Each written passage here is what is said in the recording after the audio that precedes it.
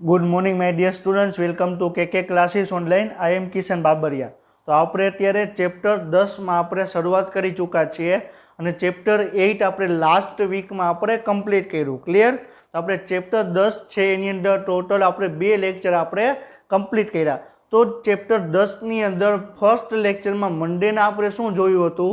તો એમાં આપણે જોયું હતું કે કોષ વિભાજન અને કોષ વિભાજન અને કોષ ચક્ર છે એનું આપણે ઇન્ટ્રોડક્ટરી પાર્ટ પ્રસ્તાવનાવાળો આપણે ભાગ જોયો હતો।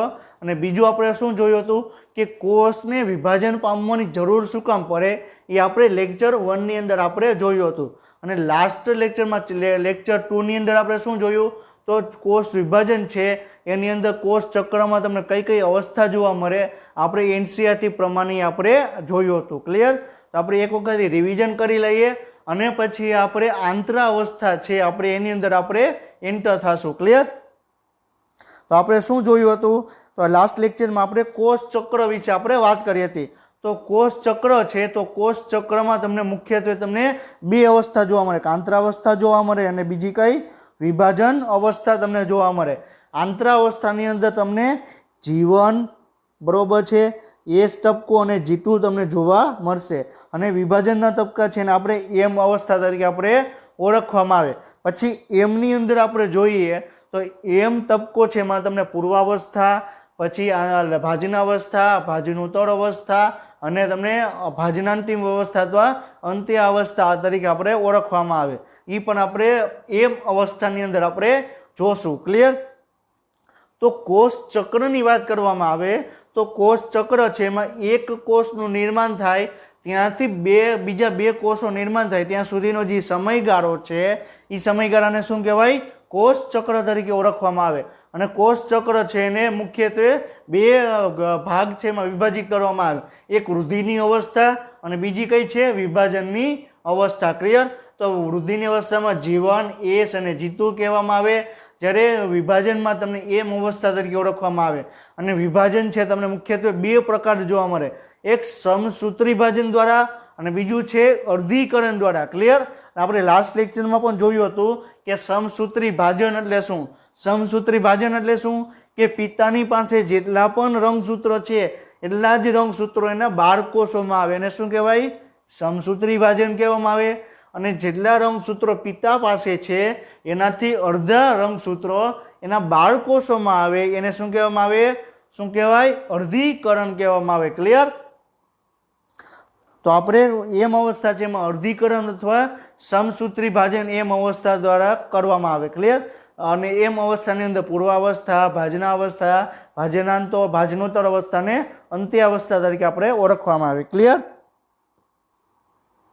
હવે તમને આ પણ આપણે ફર્સ્ટ લેક્ચરની અંદર આ પોઈન્ટ જોયો હતો અને લાસ્ટ લેક્ચરમાં પણ જોયો હતો અને આ લેક્ચરમાં પણ જોઈએ છે। શું કામ?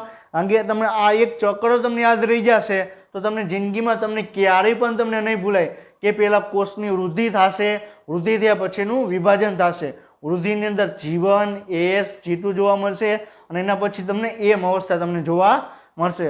અને નીટની એક્ઝામમાં ઓલરેડી આ ટાઈપનો ક્વેશ્ચન પૂછાઈ ગયેલો છે કે કોષ ચક્ર છે એની અવસ્થા સાચી અવસ્થા કઈ છે?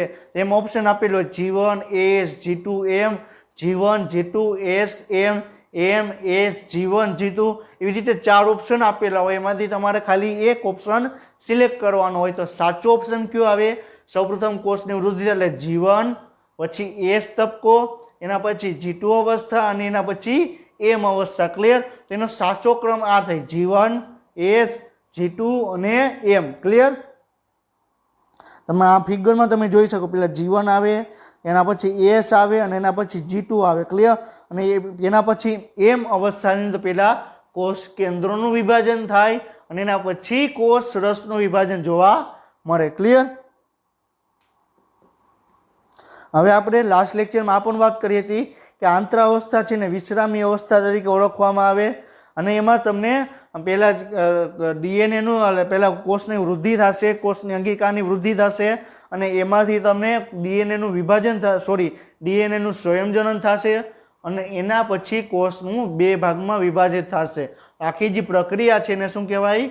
કોષ ચક્ર કહેવામાં આવે અને એ આખી પ્રક્રિયા છે તમને ક્રમબદ્ધ રીતે એ પ્રક્રિયા આગળ વધે. ક્લિયર? હવે આપણે શું કહેવામાં આવે છે, હવે આપણે નેક્સ્ટ આપણે આગળનું પોઈન્ટ આપણે જોઈએ કે આંતરાવસ્થા. આપણે આજના લેક્ચરમાં આપણે પહેલાં આંતરાવસ્થા શું છે એના વિશે આપણે ડિસ્કશન કરવાનું છે. આપણે આંતરાવસ્થામાં આપણે ઓલરેડી આપણે ઓવરવ્યૂ આપણે જોઈ લીધો છે. હવે આપણે ડિટેલમાં જોવાનું છે કે જીવન અવસ્થામાં શું થાય, એસ અવસ્થામાં શું થાય અને G2 અવસ્થામાં શું થાય. ક્લિયર? તો આંતરાવસ્થાને આપણે ટોટલ 3 ભાગમાં વિભાજિત કરવામાં આવે. કઈ? એક જીવન તબક્કો, એસ તબક્કો અને G2 તબક્કો. હવે એસ તબક્કામાં તમને ડીએનએ છે એનું સંશ્લેષણ તમને જોવા મળશે, જ્યારે બાકીના બે વિભાગ છે એમાં કોષની અંગિકા છે, બરોબર છે, એનું તમને વૃદ્ધિ તમને જોવા મળશે. અંગિકા છે એ તમને ડબલ થતી તમને જોવા મળશે. ક્લિયર? હવે કઈ અલગ જીવન અવસ્થામાં કઈ કઈ અંગિકાનો વિકાસ થાય, G2માં કઈ કઈ અંગિકા વિકાસ થાય, કયા કયા રસાયણોનું નિર્માણ થાય, હમણાં આપણે આગળ ડિસ્કશન કરશું. ક્લિયર?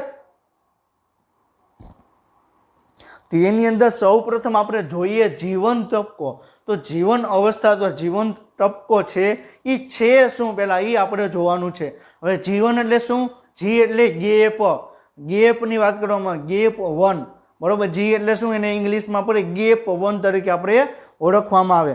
તો જીવન તબક્કો છે સમભાજન અને ડીએનએના સ્વયંજનનની શરૂઆત વચ્ચેનો મધ્યસ્થી તબક્કો છે. આ શું કહેવા માંગે, કંઈ સમજાણું? નહીં ખબર પડી. હવે આપણે એને સમજીએ કે આ પોઈન્ટ શું કહેવા માંગે છે. ક્લિયર? હવે શું કીધું કે આપણે કોષ છે, બરોબર છે, 4 અવસ્થા આવે. આ બરોબર છે, કોષ છે પહેલાં શું આવે? જીવન અવસ્થા આવે. આ કઈ? જીવન થઈ ગઈ, બરોબર. આ શું થઈ ગયું? એસ અવસ્થા થઈ ગઈ. આ શું થઈ ગયું? G2 અવસ્થા થઈ ગઈ. આ શું થઈ ગયું? એમ અવસ્થા થઈ ગઈ, બરોબર. આ શું છે? એમ અવસ્થા. ક્લિયર? તો હવે શું કે છે જીવન કોની વચ્ચે છે? હવે તમે જુઓ, બરોબર, જીવન કોની વચ્ચે છે? આ ભાગ કોની વચ્ચે છે? હજી આખો ભાગ છે એ કોની વચ્ચે છે? તો તમે જોઈ શકો છો જીવન છે કોની વચ્ચે છે? એક બાજુ એમ અવસ્થા આવે અને બીજી બાજુ એસ અવસ્થા, એટલે ડીએનએનું સંશ્લેષણ. તો શું કહેવા માંગે છે કે જીવન તબક્કો છે, બરોબર છે, શું કહેવા માંગે છે કે જે જીવન તબક્કો છે એ સમભાજન, સંભાજન એટલે એમ અવસ્થા. એમ અવસ્થાની અંદર આપણે શું વાત કરી કે તમને એમ અવસ્થા તમને સમસૂત્રી ભાજન અથવા અર્ધીકરણ દ્વારા એ પ્રક્રિયા કરવામાં આવે. તો અહીંયા સમસૂત્રી ભાજનનો એમ અવસ્થા અને એસ અવસ્થાની વચ્ચેની જે અવસ્થા છે એને શું કહેવાય? જીવન અવસ્થા કહેવાય. શું કહેવાય? જીવન અવસ્થા કહેવાય. એ તમારી ટેક્સ્ટ બુકમાં ચોખવટ કરે છે કે જીવન તબક્કો છે એ તમને સમભાજન અને ડીએનએના સ્વયંજનનની શરૂઆત છે એની વચ્ચેના તબક્કા તરીકે કયો ઓળખવામાં આવે? જીવન તબક્કા તરીકે ઓળખવામાં આવે. ક્લિયર?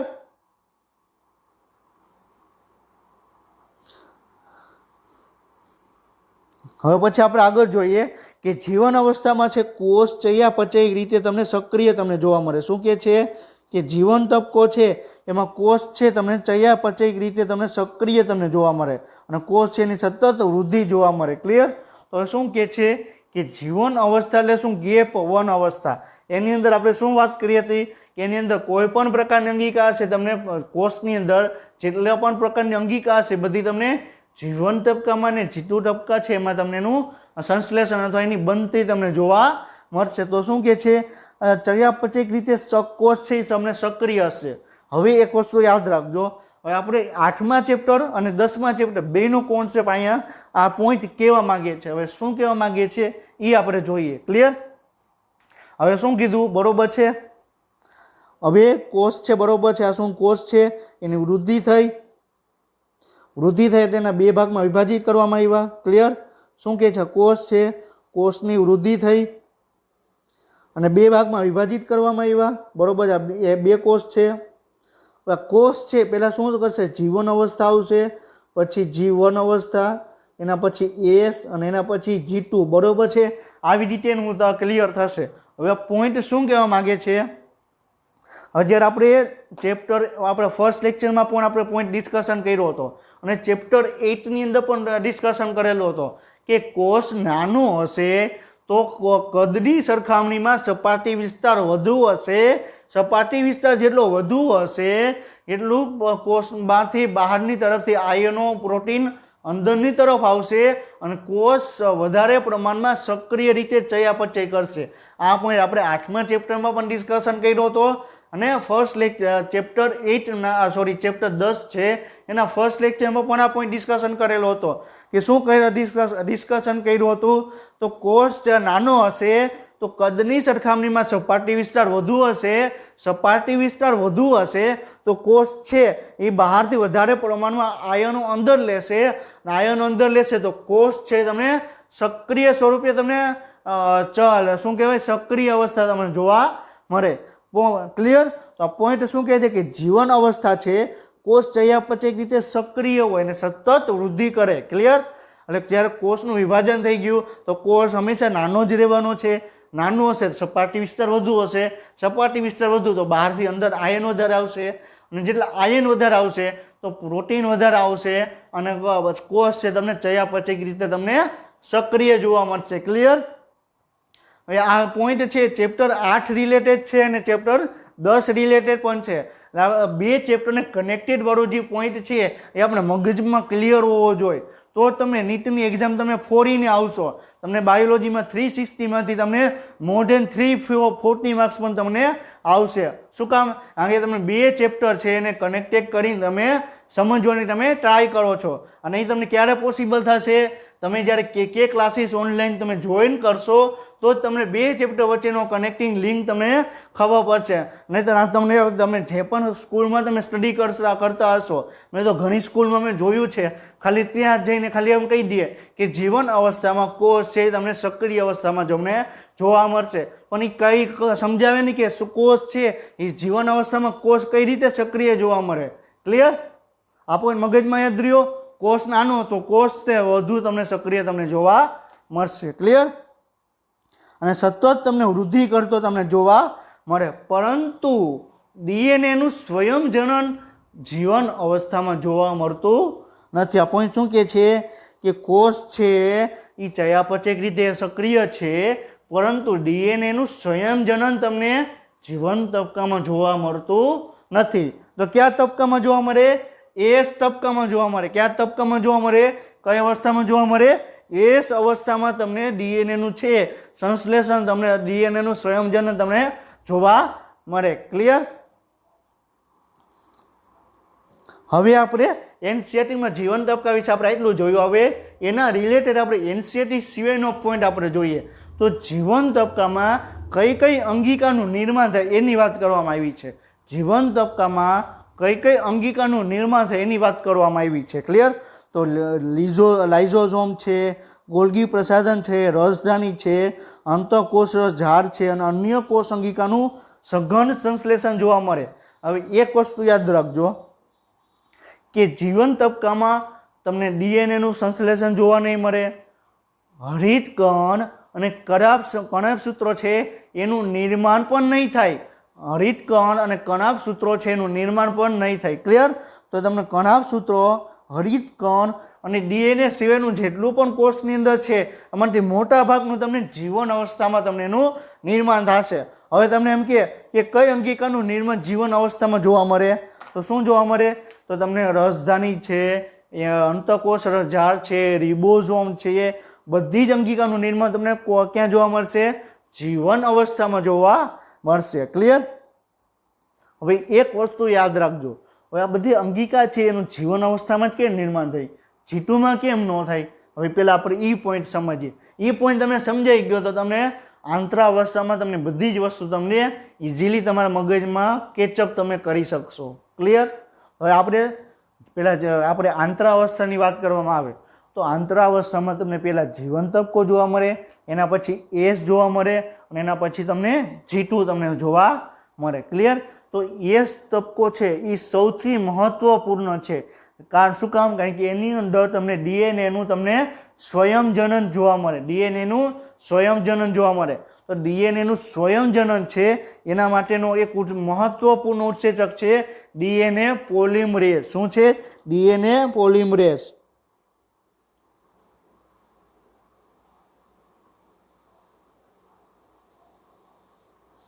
ક્લિયર? તો જે ડીએનએ પોલિમરેઝ છે એ શું કરે, ડીએનએનું સ્વયંજનનમાં મહત્વપૂર્ણ ભાગ ભજવે. એ કઈ રીતે કાર્ય કરે આપણે 12th સ્ટાન્ડર્ડની અંદર આપણે સ્ટડી કરશું. પરંતુ જે ડીએનએ પોલિમરેઝ છે એ શું છે, ઉત્સેચક છે. અને ડીએનએનું સ્વયંજનન કરવા માટે ઘણા બધા ઉત્સેચકોની જરૂર પડે. ડીએનએનું સ્વયંજનન કરવા માટે ઘણા બધા ઉત્સેચકોની જરૂર પડે. અને ઉત્સેચકો શેના બનેલા હોય, પ્રોટીનના બનેલા હોય. ઉત્સેચકો શેના બનેલા હોય, પ્રોટીનના બનેલા હોય.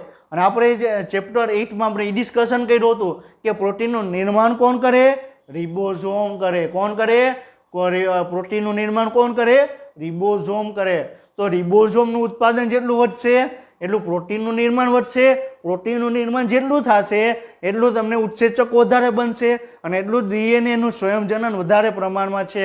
જેટલું ડીએનએ છે એટલું તો એનું તો ડીએનએ સ્વયંજનન થવાનું છે. અને જેટલું ડીએનએ છે એટલા પ્રમાણમાં ઉત્સેચકો છે, પ્રોટીન છે, બધું તમને જીવન તબક્કામાં તમને જોવા મળે. ક્લિયર? એટલે જી આપણે ડીએનએનું સ્વયંજનન રિલેટેડ જેટલી પણ અંગિકા છે, જેટલા પણ દ્રવ્યો છે, મોટાભાગના એમાંથી બધી જ અંગિકા છે, બધું જ રસાયણ છે, તમને જીવન તબક્કામાં એનું સંશ્લેષણ થતું તમને જોવા મળે. ક્લિયર?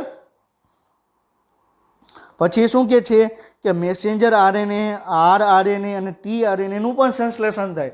આપણે જ્યારે ચેપ્ટર 8 છે એમાં રિબોઝોમ વિશે આપણે સ્ટડી કરી હતી ત્યારે શું કીધું હતું કે રિબોઝોમ છે એ તમને આરએનએ અને પ્રોટીનનું બનેલું છે. અને ક્યાં એનું નિર્માણ થાય, કોષ કેન્દ્રિકાની અંદર રિબોઝોમનું નિર્માણ થાય. ક્લિયર? તો જે આરએનએ છે ત્યારે આપણે વાત કરી કે આરએનએ ટોટલ તમને 3 પ્રકારના જોવા મળે. આરઆરએનએ એટલે રિબોઝોમની અંદર જે આરએનએ હોય એને શું કહેવાય, રિબોઝોમલ આરએનએ અથવા આરઆરએનએ. એમઆરએનએ મેસેન્જર આરએનએ જે સંદેશાવાહક તરીકે આરએનએ કામ કરે એને શું કહેવાય, એમઆરએનએ કહેવાય. અને ટીઆરએનએ એટલે વાહક આરએનએ જે એક જગ્યાએથી બીજી જગ્યાએ કોઈ પણ વસ્તુને આદાન પ્રદાન કરવી હોય, આપણે એમિનો એસિડને પ્રોટીન સંશ્લેષણ માટે ટીઆરએનએની જરૂર પડે. આપણે એનિમેશન પણ જોયું હતું. ક્લિયર? અને એનિમેશનમાં આપણે ટીઆરએનએ કઈ રીતે કાર્ય કરે, મેસેન્જર આરએનએ શું છે એના વિશે આપણે ડિસ્કશન કરેલું હતું. ક્લિયર? પછી શું જોવા મળે છે કે રિબોઝોમનું ઉત્પાદન અમને વાત કરીને કે રિબોઝોમ છે, લાઇઝોઝોમ છે, તમને બધી અંગિકાનું નિર્માણ ક્યાં જોવા મળે, ક્યાં જોવા મળે, જીવન અવસ્થામાં. રિબોઝોમ છે એમાં તમને આરએનએ અને પ્રોટીનનું બનેલું હોય. અને તમને કઈ જગ્યાએ જોવા મળે, કોષ કેન્દ્રિકાનું ઉત્પાદન કરે. અને કોષ કેન્દ્રિકા છે એ રિબોઝોમનું ઉત્પાદન માટેનું સ્થાન છે. ક્લિયર? માળખાકીય અને કાર્યાત્મક પ્રોટીન સંશ્લેષણનું કાર્ય કરે. હવે કોષની અંદર જેટલી પણ અંગિકા છે, અંગિકાની રચનામાં જેટલા પણ પ્રોટીન છે, કોઈ પણ કાર્ય કરવું છે, ઉત્સેચકીય કાર્ય કરવું છે, તો માળખાકીય એટલે શું, બંધારણમાં. અને એને કાર્યાત્મક કાર્ય કરવા માટેના જે ઉત્સેચકો આવેલા છે, જે પ્રોટીન આવેલા છે, એ બધાનું નિર્માણ ક્યાં જોવા મળે, જીવન અવસ્થામાં જોવા મળે. ક્લિયર? કોષની ઉચ્ચ ચયાપચય પ્રવૃત્તિ. હવે આપણી ટેક્સ્ટ બુકમાં પણ લખેલું છે, એનસીઈઆરટીમાં પણ લખેલું છે કે જીવન અવસ્થામાં કોષ તમને સંપૂર્ણ સક્રિય અવસ્થામાં ચયાપચય કરે. તો અહીંયા ઉચ્ચ ચયાપચય પ્રવૃત્તિ તમને જોવા મળે. અને આપણે કોષની મોટાભાગની વૃદ્ધિ તમને અહીંયા જોવા મળે. હવે આપણે શું કીધું કે કોષ વિભાજનમાં આપણે કોષ ચક્રની વાત કરવામાં આવે, કોષ ચક્રની વાત કરવામાં આવે તો કોષ ચક્રમાં મોટાભાગનો 95%થી વધારે સમય વૃદ્ધિ અવસ્થામાં થાય. ક્લિયર? અને વૃદ્ધિ અવસ્થામાંથી સૌથી વધારે સમય કોણ લે, જીવન અવસ્થા લે. ક્લિયર? અને કોષ વિભાજન છે એમાં નિર્ણય પણ 8 તબક્કે થાય. એ કોષ વિભાજન થાય બરોબર છે. હવે આપણે પહેલાં શું થયું, જીવન અવસ્થા આવશે. બરોબર? જીવન અવસ્થા, એના પછી એસ અવસ્થા, એના પછી G2 અવસ્થા, અને G2 પછી આપણે એમ અવસ્થા તમને જોવા મળે. ક્લિયર? તો જીવન અવસ્થામાંથી એસ અવસ્થામાં કોષ જશે. ક્લિયર? તો એનું આગળ કોષનું વિભાજન કરવું હશે તો એ જીવન અવસ્થામાં જ એનો નિર્ણય થશે. એક વસ્તુ યાદ રાખજો કે કોષનું એક વખત ડીએનએનું સ્વયંજનન થઈ ગયું, કોષમાં ડીએનએનું સ્વયંજનન થઈ ગયું તો હંમેશા કોષનું વિભાજન થશે અને થશે જ. ક્લિયર? તો હવે કોષમાં ડીએનએનું સંશ્લેષણ ન થાય, ડીએનએનું સ્વયંજનન ન થાય, એની પહેલાં કોષને વિભાજન ન કરવું હોય તો પાછો જીવન અवस्थામાંથી પાછળ આગળ વધે નહીં. ક્લિયર? તો જીવન અवस्थામાંથી કોષ છે એ જીરો અवस्थામાં વહી જશે. કોષ છે તો કોષને જીવન અवस्थામાં પહોંચ્યા પછી એને આગળ વિભાજન કરવું નથી, તો જીવન અवस्थામાંથી કોષ છે એ જીરો અवस्थામાં વહી જશે. એને શું કહેવાય? વિશ્રામી અવસ્થા કહેવાય. આપણે હમણાં ડિસ્કશન પણ આપણે કરશું. ક્લિયર? અને જો એક વખત ડીએનએનું સ્વયંજનન થઈ ગયું એટલે સમજી લેવાનું કે કોષને વિભાજન કરવું જ પડશે. ક્લિયર? હવે આપણે એસ તબક્કા વિશે આપણે વાત કરી કે એસ તબક્કો શું છે એના વિશે આપણે વાત કરી. હવે એક વસ્તુ યાદ રાખજો, કોષ ચક્રમાં તમે એસ તબક્કો તમે સરખી રીતે સમજી લ્યા, બરાબર, એટલે તમારે આંતરાવસ્થાનો એક પણ તબક્કો તમારે સમજવાની જરૂર નહીં પડે. આંતરાવસ્થામાં મહત્વપૂર્ણ તબક્કો છે એસ તબક્કો. તમે એમાં ઘણા બધા કોન્સેપ્ટ પણ આવે છે. ક્લિયર? આપણે પહેલાં એસ તબક્કો આપણે ડિટેલમાં આપણે જોશું. તો શું કહે છે કે આ તબક્કા દરમિયાન ડીએનએનું સંશ્લેષણ તેમજ સ્વયંજનન જોવા મળે છે. શું કહે છે કે ડીએનએ છે એનું તમને સંશ્લેષણ તેમજ સ્વયંજનન તમને જોવા મળશે. ક્લિયર? આ સમય દરમિયાન પ્રત્યેક કોષમાં ડીએનએની માત્રા પણ બમણી થઈ જશે. હવે શું કહે છે કે આ કોષમાં ડીએનએની માત્રા બમણી થઈ જશે એટલે ડીએનએનું સ્વયંજનન થશે. તો ડીએનએ જેટલું હતું એના કરતાં ડીએનએ છે હંમેશા બમણું થઈ જવાનું છે. આ પોઈન્ટ શું કહે છે કે ડીએનએનું સ્વયંજનન થશે એટલે કોષમાં ડીએનએની માત્રા છે એ તમને ડબલ થઈ જશે. ક્લિયર? હવે આપણે આગળનો પોઈન્ટ જોઈએ એની પહેલાં અમુક કોન્સેપ્ટ આપણે સમજીએ, પછી આપણે આગળના પોઈન્ટ આપણે ડિસ્કશન કરશું. ક્લિયર? તો હવે આપણે જ્યારે ચેપ્ટર 8 છે 8માં આપણે રંગસૂત્રોની રચના આપણે જોઈ હતી. તો રંગસૂત્રોની રચના આપણે જોઈ હતી. એમાં શું જોયું હતું?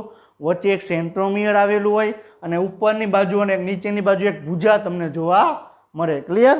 શું છે? તો આપણે આ સેન્ટ્રોમિયર છે.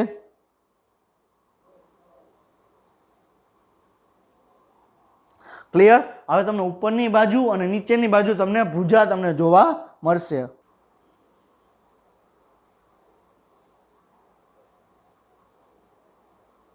આ નોર્મલી રંગસૂત્રો છે. શું છે?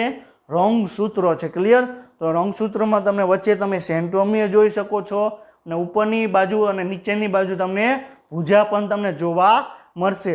હવે જ્યારે તમે જનરલી તમે રંગસૂત્રોની તમે ઇમેજ જોશો તો હંમેશા તમને આ સ્વરૂપે તમને જોવા મળશે. ક્લિયર?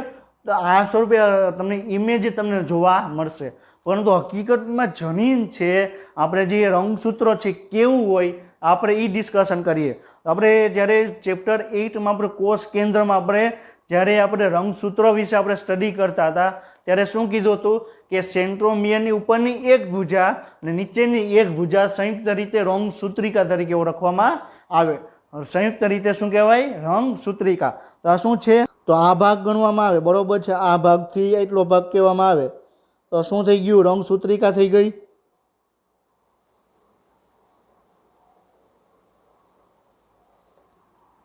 ક્લિયર?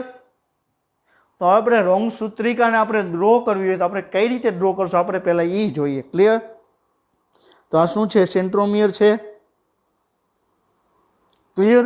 તો ઉપરની બાજુ એક ભુજા અને નીચેની બાજુ એક ભુજા એને શું કહેવાય? રંગસૂત્રિકા કહેવાય.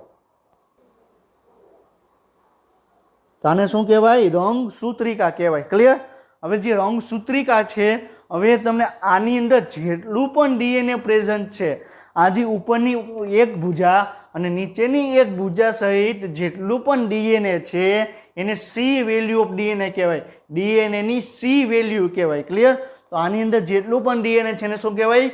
સી વેલ્યુ ઓફ ડીએનએ કહેવાય. ક્લિયર?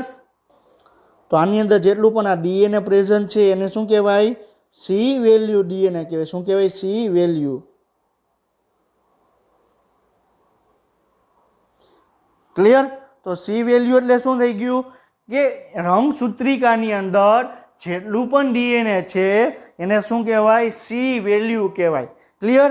આટલું મગજ માર્યું? સમજાણું? સી વેલ્યુ એટલે શું કે એક સેન્ટ્રોમિયર આવેલું છે, સેન્ટ્રોમિયરની ઉપર એક ભુજા છે અને નીચેની બાજુ એક ભુજા છે, એની અંદર જેટલું પણ ડીએનએ છે એને શું કહેવાય? શું કહેવાય? શું કહેવાય? ક્લિયર? તો એને શું કહેવાય? સી વેલ્યુ કહેવાય. ક્લિયર? તો તો આપણે રંગસૂત્રોની ઉપર એક ભુજા છે, નીચેની એક ભુજા છે, એમાં જેટલું પણ ડીએનએ પ્રેઝન્ટ છે એને શું કહેવાય? સી વેલ્યુ ઓફ ડીએનએ કહેવાય. ક્લિયર?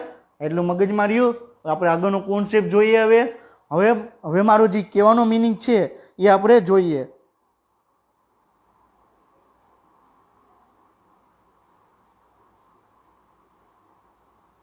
ક્લિયર?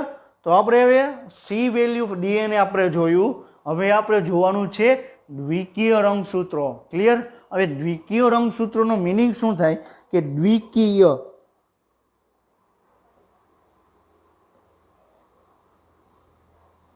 હવે દ્વિકીય રંગસૂત્રો એટલે શું? દ્વિ એટલે બે, બરોબર છે. તો રંગસૂત્રોની બે જોડ આવેલી હોય, રંગસૂત્રોમાં એક જોડ હોય અને જોડની અંદર તમને બે રંગસૂત્રો જોવા મળે, એને શું કહેવાય? દ્વિકીય રંગસૂત્રો કહેવાય. શું કહેવાય? દ્વિકીય રંગસૂત્રોની જોડ. ક્લિયર? તો આપણે રંગસૂત્રોની જોડ એટલે આપણે દ્વિકીય કહેવામાં આવે. તો રંગસૂત્રોની જોડ એટલે કે શું આપણે વાત કરીએ આપણે એ જોઈએ. તો રંગસૂત્રોની જોડને પહેલા આપણે ડ્રો કરીએ. ક્લિયર? તો આ શું છે? સેન્ટ્રોમિયર છે. ક્લિયર? આ બીજું સેન્ટ્રોમિયર. હવે એની બાજુ ઉપર તમને એક ભુજા જોવા મળશે.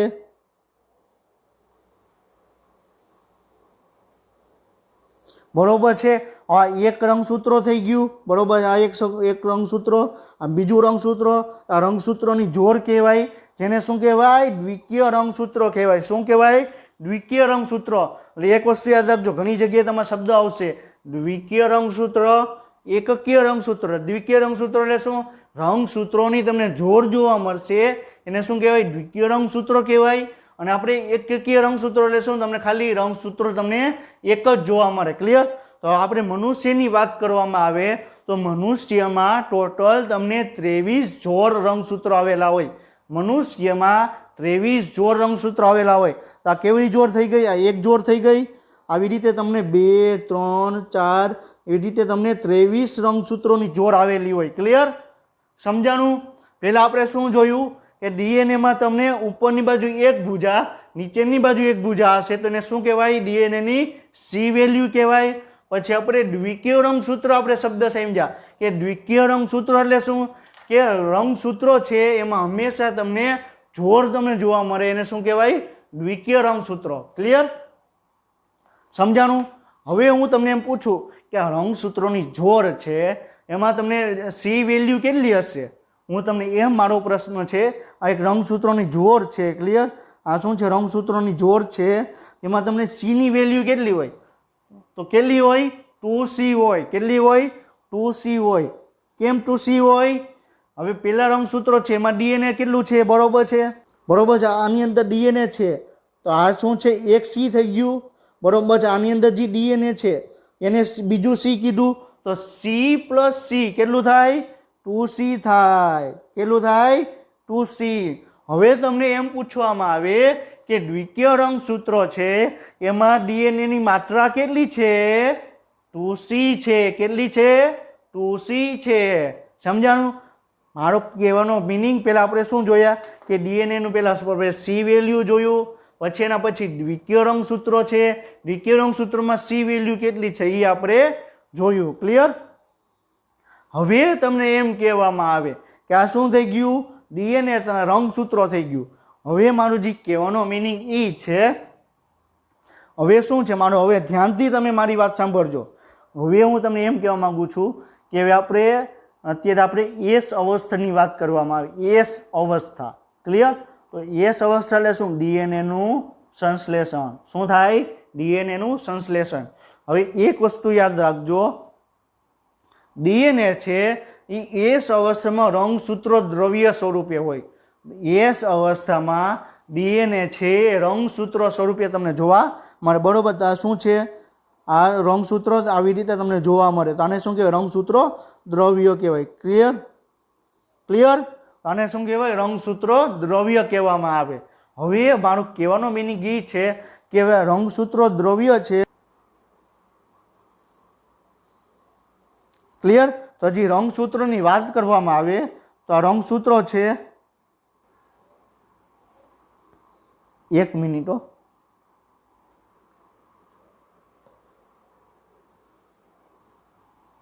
ક્લિયર? હવે મારું જે કહેવાનો મિનિંગ એ છે કે તમને રંગસૂત્રો દ્રવ્ય આપણે તમને એસ અવસ્થામાં જોવા મળે, પરંતુ આપણે રંગસૂત્રોને વાત શું કામ તમે ઇઝીલી તમે સમજી શકો એટલા માટે. એસ અવસ્થામાં એકચ્યુઅલીમાં તમને ડીએનએ છે તમને રંગસૂત્રો દ્રવ્ય સ્વરૂપે જોવા મળે, પરંતુ આપણે સરખી રીતે સમજવા માટે આપણે રંગસૂત્ર દ્રવ્ય છે આપણે રંગસૂત્રો તરીકે આપણે કેલ્ક્યુલેટ કરીએ છીએ સમજવા માટે. એકચ્યુઅલીમાં એસ અવસ્થામાં તમને રંગસૂત્રો દ્રવ્ય જ તમને જોવા મળે. ક્લિયર? હવે આપણે આ જીવન અવસ્થામાં બરોબર આવી રીતે તમને જોવા મળે. જીવન અવસ્થામાં ડીએનએની વેલ્યુ કેટલી હોય? એક જો દ્વિકીય રંગસૂત્રોમાં ડીએનએની વેલ્યુ કેટલી હોય? 2C હોય. કેટલી હોય? 2C હોય. ક્લિયર? હવે તમને એસ અવસ્થામાં તમે પહોંચ્યા. હવે તમે ક્યાં પહોંચ્યા? એસ અવસ્થામાં તમે પહોંચ્યા. એસ અવસ્થામાં શું થશે? ડીએનએનું સંશ્લેષણ થશે. હવે ડીએનએનું સંશ્લેષણ થશે તો શું થશે? હવે એસ અવસ્થામાં ડીએનએનું સંશ્લેષણ થશે તો આ રંગસૂત્રો આ શું છે? સેન્ટ્રોમિયર છે. સેન્ટ્રોમિયરની ઉપરની બાજુ એક ભુજા છે અને નીચેની એક બાજુ ભુજા છે, તો ડીએનએનું સંશ્લેષણ થશે તો એમાં તમને ડીએનએ તમને જોવા એક આખી રંગસૂત્ર એક તમને રચના તમને જોવા મળશે. ક્લિયર? તો આ એક અહીંયા એક રંગસૂત્ર હતું એમાં તમને ડીએનએનું સંયોજન થયું અને એની બાજુમાં બીજી રંગસૂત્રિકા બની ગઈ. ક્લિયર? તો એવી જ રીતે બીજા રંગસૂત્રો છે, બીજા રંગસૂત્રિકાની બાજુમાં બીજું એક ડીએનએ તમને આવી રીતે તમને જોવા મળશે. ક્લિયર? હવે તમે એમ કહો બરોબર છે, હજી નવું રંગસૂત્ર બન્યું, હજી નવું ડીએનએ બન્યું, એની અંદર એ તો ડીએનએ છે જ બરોબર છે. તો હવે શું થશે? હવે એની બાજુમાં તમને બીજું તમને ડીએનએ તમને જોવા મળે. અહીંયા તમને એના બીજું ડીએનએ તમને અહીં જોવા મળે. ક્લિયર? આ શું છે? બીજું ડીએનએ છે. સમજાણું? તો હવે શું થયું? હવે ઓલરેડી તમારી પાસે દ્વિકીય જોડ છે, એમાં તમને બે રંગસૂત્રિકા છે. એક રંગસૂત્રીમાં ડીએનએ કેટલું હોય? એક રંગસૂત્રીમાં ડીએનએ કેટલું હોય? 1C હોય. આ તમને કેટલી રંગસૂત્રિકા થઈ ગઈ? 4 રંગસૂત્રિકા થઈ ગઈ. ક્લિયર? તો 4 રંગસૂત્રિકા હોય તો એની વેલ્યુ કેટલી થઈ ગઈ? 4C થઈ ગઈ. કેટલી થઈ ગઈ? 4C. ક્લિયર? કેટલી થઈ ગઈ? 4C. ક્લિયર? સમજાણું? હવે જ્યારે ડીએનએ છે જ્યારે જીવન અવસ્થામાં હશે ત્યારે કેટલું ડીએનએ હશે? 2C ડીએનએ હશે. ડીએનએનું સ્વયંજનન થશે તો ડીએનએ ડબલ થઈ જશે તો કેટલું થશે? 4C ડીએનએ થઈ જશે. ક્લિયર? તો મારો જે કહેવાનો મિનિંગ હતો એ શું છે? આપણે ફરીથી આપણે ડ્રો કરીએ. ક્લિયર? તો આ શું છે? સેન્ટ્રોમિયર છે. ક્લિયર? બરોબર? બીજું સેન્ટ્રોમિયર છે. હવે તમારે ડીએનએ હંમેશા તમને એક રંગસૂત્રિકા સ્વરૂપે તમને ડીએનએ તમને જોવા મળે. તો આપણે પહેલા રંગસૂત્રિકા આપણે ડ્રો કરી લઈએ. ક્લિયર? આ શું છે? એક રંગસૂત્રિકા થઈ ગઈ. બરોબર છે. હવે એની અંદર તમને ડીએનએ જોવા મળે તો આ બરોબર છે. તો આની અંદર જે ડીએનએ જોવા મળે કેટલું હોય? 2C હોય. આનું C પ્લસ આનું C તો કેટલું થઈ ગયું? 2C ડીએનએ થઈ ગયું. આ કઈ અવસ્થા છે? જીવન અવસ્થા છે. હવે ડીએનએનું સંયોજન થશે કઈ અવસ્થામાં? એસ અવસ્થામાં ડીએનએનું સંયોજન થશે અને ડીએનએ છે બરોબર છે એ બેવડું થઈ ગયું, ડબલ થઈ ગયું. તો શું થશે? અહીંયા બીજું ડીએનએ બની ગયું. બરોબર છે? આ બીજી રંગસૂત્રિકા બની ગઈ અને એની અંદર પણ તમને ડીએનએ તમને જોવા મળશે. તો આની અંદર પણ ડીએનએ તમને જોવા મળે. ક્લિયર? તો આનું ડીએનએ છે કેટલું થઈ ગયું? આનું C. બરોબર છે? આનું C, આનું C અને આનું તમને C તમને જોવા મળે. ક્લિયર? તો 2C પ્લસ 2C કેટલું થઈ ગયું? 2C પ્લસ 2C કેટલું થઈ ગયું? 4C. તો સમજાણું? 4C શું કામ બન્યું? એક રંગસૂત્રિકા પહેલાં એક રંગસૂત્રિકા હતી એટલે એને આપણે એકલ રંગસૂત્ર કીધું. હવે તમને રંગસૂત્ર હંમેશા તમને જોડમાં તમને જોવા મળે. તો બે રંગસૂત્રિકા થઈ ગઈ. બે રંગસૂત્રિકાનું ડીએનએ છે ડબલ થઈ ગયું. એક બે રંગસૂત્રિકા હતી એટલે ટોટલ બે રંગસૂત્રિકા હતી. ક્લિયર?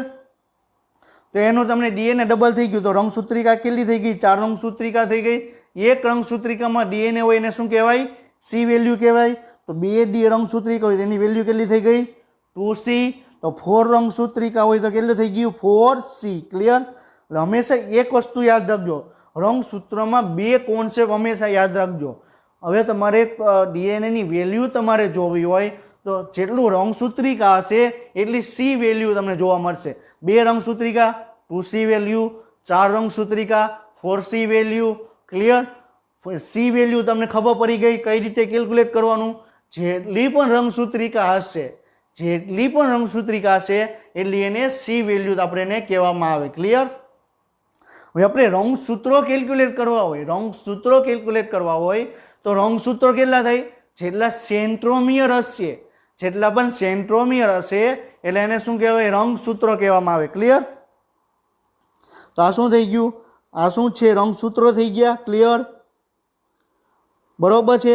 તો આમાં એક ડીએનએ આવેલું છે. આને શું કહેવાય? રંગસૂત્રિકા કહેવાય. હવે એમાં ડીએનએ નું સંશ્લેષણ થયું એટલે બીજી રંગસૂત્રિકા બની. ક્લિયર? રંગસૂત્રિકા બની તો રંગસૂત્રો કેટલા રહ્યા? રંગસૂત્રો 2 ના 2 જ રહ્યા. ક્લિયર? હવે એક રંગસૂત્ર હોય તો આપણે એને n વડે દર્શાવાય. 2 રંગસૂત્રો હોય તો આપણે 2n વડે દર્શાવાય. ક્લિયર? તો જેટલા પણ સેન્ટ્રોમિયર હશે એટલા તમને રંગસૂત્રો તમને જોવા મળશે. ક્લિયર? હવે એક વસ્તુ યાદ રાખજો. હવે પેલા જીવન અવસ્થાની આપણે વાત કરવામાં આવે. બરાબર? જીવન અવસ્થાની પહેલા આપણે વાત કરીએ. ક્લિયર? તો જીવન અવસ્થામાં શું થશે? ડીએનએ ની વેલ્યુ કેટલી હતી? 2C હતી. 2C ડીએનએ હતું. બરોબર છે. રંગસૂત્ર કેટલા હતા? દ્વિકીય રંગસૂત્રો હતા. 2 સેન્ટ્રોમિયર હતા. જેટલા સેન્ટ્રોમિયર એટલા રંગસૂત્રો. તો તમને 2 રંગસૂત્રો તમને જોવા મળ્યા. ક્લિયર? ક્લિયર? તો 2n એટલે રંગસૂત્રો થઈ ગયા. હવે જ્યારે કોષ છે એસ અવસ્થામાં આવે તો ડીએનએ કેટલું થઈ ગયું? 2C માંથી 4C થઈ ગયું. કેટલું થઈ ગયું? 2C માંથી 4C ડીએનએ થઈ ગયું. ક્લિયર? અને રંગસૂત્રો કેટલા રહ્યા? 2n ના 2a જ રંગસૂત્રો રહ્યા. ક્લિયર? આ વસ્તુ યાદ રાખજો. આ તમારો કોન્સેપ્ટ મગજમાં યાદ રાખવાનો છે. સી વેલ્યુ ઓફ રંગસૂત્રો, સી વેલ્યુ ઓફ ડીએનએ. બરોબર? ડીએનએ ની સી વેલ્યુ. રંગસૂત્રો કેટલા છે? દ્વિકીય રંગસૂત્રો કઈ રીતે ગણવામાં આવે? સેન્ટ્રોમિયર કેટલા છે? એના આધારે તમારે રંગસૂત્રોને તમારે કેલ્ક્યુલેટ કરવામાં આવે. ક્લિયર? સેન્ટ્રોમિયર જેટલા એટલા તમારે રંગસૂત્રો. રંગસૂત્રિકા જેટલી એટલું તમને ડીએનએ એટલું તમને વેલ્યુ કહેવાય. 4 રંગસૂત્રિકા 4C વેલ્યુ, 2 રંગસૂત્રિકા તો 2C વેલ્યુ. જેટલા રંગસૂત્રો એટલા તમને જેટલા સેન્ટ્રોમિયર એટલા તમને રંગસૂત્રો જોવા મળે. 1 સેન્ટ્રોમિયર તો એકકીય રંગસૂત્રો, 2 સેન્ટ્રોમિયર તો એને દ્વિકીય રંગસૂત્રો કહેવાય. એકકીય રંગસૂત્રો હોય એને આપણે n વડે દર્શાવવામાં આવે. ક્લિયર? n હોય તો આપણે એકકીય કહેવાય. 2n હોય તો આપણે એને દ્વિકીય કહેવાય. શું કહેવાય? દ્વિકીય. ક્લિયર? આ કોન્સેપ્ટ તમારે યાદ રાખવાનો છે. આ કોન્સેપ્ટ સમજાણો? ક્લિયર? તો હવે આપણે આગળનો પોઈન્ટ આપણે જોઈએ. આ તમને મેં સમજાવ્યું એ સમજાશે તો તમને આગળનો પોઈન્ટ તમને ખબર પડશે. ક્લિયર? હવે આપણે આગળ જોઈએ. હવે આપણી ટેક્સ્ટ બુકમાં આપણે જીવાલા એસ તબક્કા વિશે આપણે શું વાત કરી છે આપણે એની વાત કરીએ. ક્લિયર? તો ડીએનએ ની શરૂઆતમાં 2C માત્રા હશે. ડીએનએ ની શરૂઆતમાં 2C માત્રા હશે. તે વધીને 4C થઈ જશે. ક્લિયર? શેની વાત કરે છે? આ જીવન અવસ્થા છે. બરોબર છે. જીવન અવસ્થામાંથી કોષ એસ અવસ્થામાં આવે. જીવન અવસ્થામાં રંગસૂત્રો કેટલા? ડીએનએ કેટલું હશે? 2C હશે. જ્યારે એસ અવસ્થામાં આવશે તો રંગસૂત્રો ડીએનએ કેટલું થઈ જશે?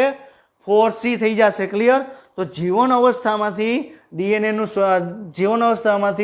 જ્યારે કોષ છે એસ અવસ્થામાં આવશે.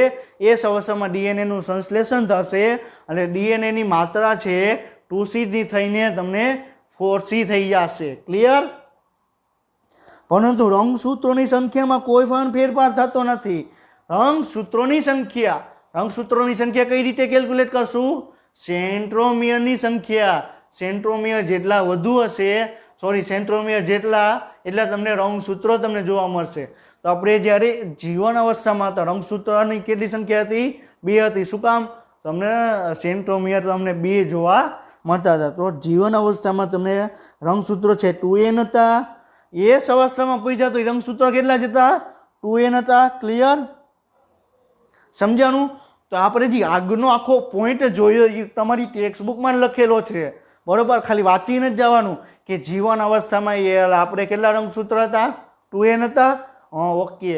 પછી આપણે એસ અવસ્થામાં કેટલા રંગસૂત્ર હતા? 2n. તો 2n રંગસૂત્ર હતા. આપણે એવી રીતે યાદ રાખવાનું નથી, આપણે સમજવાનું છે. રંગસૂત્ર તમારે જોવા હોય કે કેલ્ક્યુલેટ કરવા હોય તો તમારે રંગસૂત્રોને કેલ્ક્યુલેટ કરવા હોય તો જેટલા પણ સેન્ટ્રોમિયર હશે એટલે તમને રંગસૂત્રો જોવા મળશે. જેટલી પણ રંગસૂત્રિકા હશે એટલું તમને ડીએનએની માત્રા તમને જોવા મળશે. ક્લિયર? અને જીવન અવસ્થામાં કોષ દ્વિકીય અથવા 2n રંગસૂત્રો હતા. ક્લિયર? 2n હતા. તો એસ અવસ્થાના અંતમાં પણ તમને એટલી જ રહે, એટલે કે 2n જ રહીએ. ક્લિયર? તો આપણે ખાલી આ 4 પોઈન્ટ સમજવા માટે આપણે છેલ્લી 15 મિનિટથી આપણે એ પોઈન્ટને સમજવાની ટ્રાય કરીએ છીએ. 2C એટલે શું, C એટલે શું, 4C એટલે શું, આપણે બધું જ આપણે ફોડ્યું. ક્લિયર? આપણે ફોડી નાખ્યું. હવે C એટલે શું તમને રાતે ઉઠાડીને તમને પૂછે તો એ તમને ખબર હોય. C એટલે શું? રંગસૂત્રિકાની અંદર જેટલું ડીએનએ પ્રેઝન્ટ છે ને શું કહેવાય? C વેલ્યુ કહેવાય. એવી 4 રંગસૂત્રિકા હોય તો એની વેલ્યુ કેટલી થઈ ગઈ? 4C, 4C. 2 રંગસૂત્રિકા હશે તો એની વેલ્યુ કેટલી થઈ ગઈ? 2C. ક્લિયર? હવે રંગસૂત્રો હંમેશા તમને જો એક રંગસૂત્ર હશે તો એને શું કહેવાય? એકકીય કહેવાય. અને 2 રંગસૂત્રો જોડાય એક જોડ બનાવે રંગસૂત્રોને એને શું કહેવાય? દ્વિકીય રંગસૂત્રો કહેવાય. ક્લિયર? હવે એક વસ્તુ યાદ રાખજો કે પ્રાણી કોષમાં એસ અવસ્થા દરમિયાન કોષ કેન્દ્રમાં ડીએનએનું સંયોજન થશે અને એની સાથે તારા કેન્દ્ર છે ને કોષ રસમાં દ્વિગુણનની શરૂઆત થશે. ક્લિયર? હવે આપણે એમ પૂછવામાં આવે તો જીવન અવસ્થા છે, જીવન અવસ્થા દરમિયાન તમને કઈ કઈ અંગિકાનું નિર્માણ થાય? રિબોઝોમનું નિર્માણ થાય, લાઇઝોઝોમનું નિર્માણ થાય, અંતઃકોષ રજાળનું નિર્માણ થાય. ક્લિયર? હવે તમને એમ પૂછે કે એસ અવસ્થા દરમિયાન કઈ અંગિકાનું નિર્માણ થાય? તારા કેન્દ્રનું નિર્માણ થાય. ક્લિયર? સમજાણું? હવે એસ અવસ્થા દરમિયાન ડીએનએનું સ્વયંજનન તમને જોવા મળે. ક્લિયર? તો બધા બેઝિક પોઈન્ટ તમને ખબર હોવી જોઈએ. તો દ્વિગુણની શરૂઆત થવા માંડે. ક્લિયર? હવે આપણે એસ તબક્કો છે આપણે ડિટેલમાં આપણે જોઈએ. ક્લિયર? આપણે અત્યારે એસ તબક્કો છે, એસ અવસ્થા છે, આપણે એનસીઆરટી પ્રમાણે આપણી ટેક્સ્ટબુક પ્રમાણે જોયું. હવે આપણે શેના વિશે જોવાનું છે? આપણે એનસીઆરટી સિવાયના પોઈન્ટ વિશે આપણે જોવાનું છે. ક્લિયર?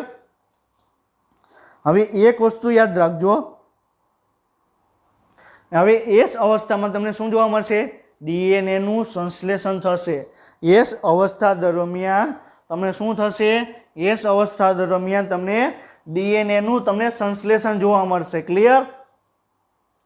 હવે ડીએનએનું સંશ્લેષણ તમને એસ અવસ્થામાં જોવા મળે તો તેના સંશ્લેષણના તબક્કા છે, એના સંશ્લેષણનો તબક્કો છે એને શું કહેવાય? એસ અવસ્થા તરીકે ઓળખવામાં આવે. આ તબક્કામાં તેની ડીએનએની સામગ્રી હંમેશા બમણી થઈ જાય. બરોબર? ડીએનએ કેટલું હતું? 2C હતું, એની જગ્યાએ કેટલું થઈ ગયું? 4C થઈ ગયું. ક્લિયર? ડીએનએના સ્વયંજનનની પ્રતિકૃતિ તરીકે આપણે ઓળખવામાં આવે. એટલે ડીએનએ છે, એક કોપી ડીએનએ હતું એમાંથી તમને બીજી કોપી ડીએનએ બન્યું તો એને શું કહેવાય? ડીએનએની નકલ કરી કહેવાય. ક્લિયર? હવે એક વસ્તુ યાદ રાખજો. હવે આપણે ડીએનએ છે, હવે ડીએનએનું સ્વયંજનન કરવું હોય તો આપણે હમણાં વાત કરી હતી એના માટે ડીએનએ પોલિમરેઝ ઉત્સેચકની જરૂર પડે. શેની જરૂર પડે? ડીએનએ પોલિમરેઝ ઉત્સેચકની જરૂર પડે. હવે ડીએનએ પોલિમરેઝ ઉત્સેચક કઈ જગ્યાએ છે જોવા મળે? તો કઈ જગ્યાએ જોવા મળે? એસ અવસ્થામાં એનો ઉપયોગ થાય.